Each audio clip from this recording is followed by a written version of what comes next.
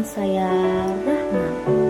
Di video kali ini, aku mau mengajak kalian ngobrol tentang sebuah film yang sederhana tapi penuh dengan makna. Film ini mengajarkan kita bahwa di balik sikap dingin seseorang, kadang ada luka yang sangat mendalam dan rindu yang tidak selesai. Film ini adalah berjudul A Man Called Otto. Baiklah, di sini saya akan menjelaskan sedikit tentang sinopsis dari film A Man Called Otto, di mana film ini menceritakan tentang seorang Otto Anderson, pria tua yang hidupnya serba teratur dan kaku. Semenjak istrinya meninggal, yaitu Sonya, Otto merasa hidupnya kehilangan warna.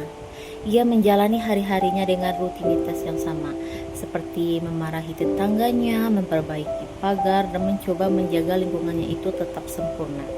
Namun semuanya itu mulai berubah saat datangnya tetangga baru di kompleks tempat tinggalnya Otto, yaitu adalah Marisol dan keluarganya.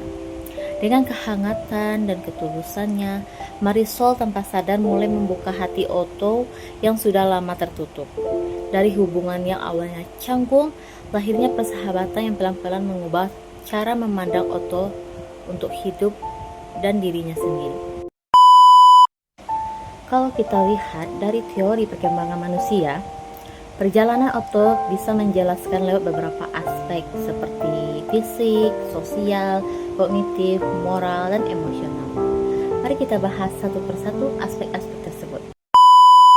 Aspek yang pertama yaitu adalah perkembangan fisik, di mana di usia lanjut kondisi fisik Otto sudah mulai menurun. Ia cepat lelah, tubuhnya tak sekuat dulu, dan sering merasa dunia itu berjalan terlalu cepat. Namun yang menarik, film ini tidak menonjolkan kelemahan itu sebagai kelemahan yang semata. Justru menunjukkan bagaimana Otto tetap ingin mandiri, tetap ingin berguna, dan tidak menyerah dengan keadaan fisiknya. Ini menggambarkan fase di mana seseorang itu berusaha mempertahankan harga diri dan kemandiriannya di usia tua. Aspek yang kedua itu adalah sosial. Secara sosial, Otto sempat terisolasi. Ia menutup diri dari lingkungan karena kehilangan orang yang sangat ia cintai. Tapi semenjak kehadiran tetangga barunya menjadi titik balik.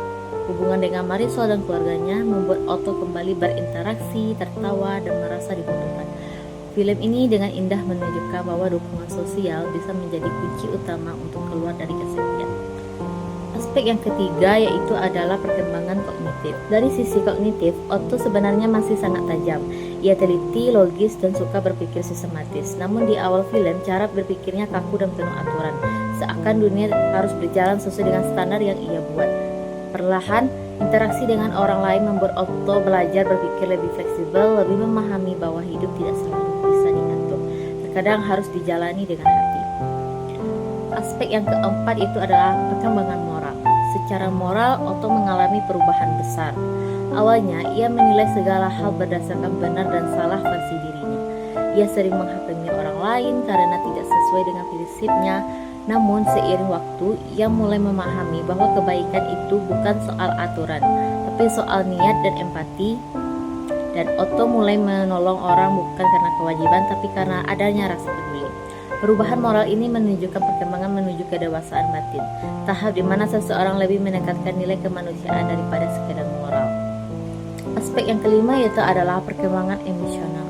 Bagian ini mungkin yang paling kuat di film A Man Called Otto, di mana emosi Otto yang bertahan akhirnya perlahan mencair.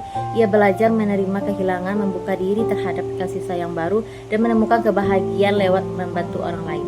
Perjalanannya dari kemarahan menuju ketenangan adalah gambaran nyata dari proses penyembuhan emosional pada manusia. Jadi teman-teman, A Man Called Otto ini bukan sekedar film tentang pria tua pemarah. Ini adalah kisah tentang manusia, tentang kehilangan, penyembuhan, dan bagaimana cinta sederhana bisa menyelamatkan seseorang dari kehampaan. Lewat teori perkembangan manusia, kita bisa melihat bahwa setiap fase kehidupan selalu punya pelajaran sendiri. Dan mungkin seperti Otto, kita semua hanya butuh satu hal untuk kembali hidup dengan penuh makna, yaitu adalah dihargai dan dicintai. Setiap tahap kehidupan adalah pelajaran, setiap perubahan adalah bentuk kematangan. Terima kasih sudah menonton, sampai jumpa di lain waktu. Bye-bye.